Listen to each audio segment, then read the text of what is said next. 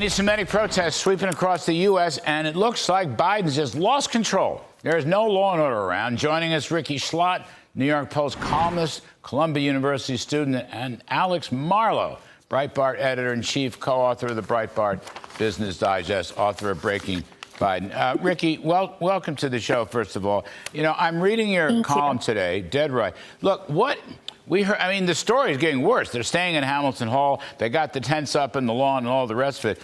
What is the president and the rest of the administration of Columbia doing? It doesn't look like they're doing a darn thing. Yeah, yesterday we had a 2 p.m. deadline, students to get the encampment totally cleared, and pretty much nothing happened. The students did start getting suspended, and now they're being threatened with expulsion. But today I was shocked that as a student paying my tuition out of my paycheck, that I could not get access to campus, because at this point it's as though they've closed the campus and everybody except for the encampers are suspended. I mean, why does my student ID not work when I'm paying and I'm actually the one who's not breaking the rules?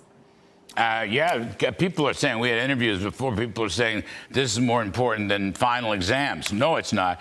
Alex Marlow, this has a feel, a late 60s feel. I mean, it was 1968. Mark Rudd led the charge and took over, Hamilton Hall and so forth. But you're seeing this in so many campuses, Alex. You're seeing a lot of violence. You're seeing a lot of division. You're not seeing any law and order. And I think the politics of this is very bad for Biden.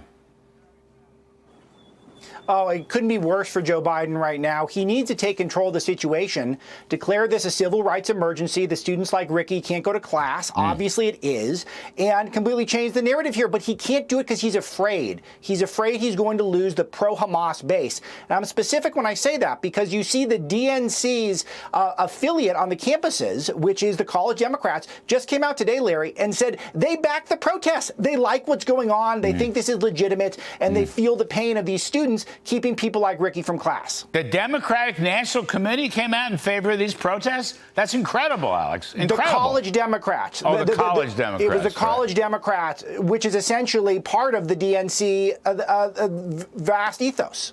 You know, Rikki, I want you to go back to school. I want you to pass with straight A's and so forth. But the federal government, as you probably know, has the authority under the Civil Rights Act of 1964.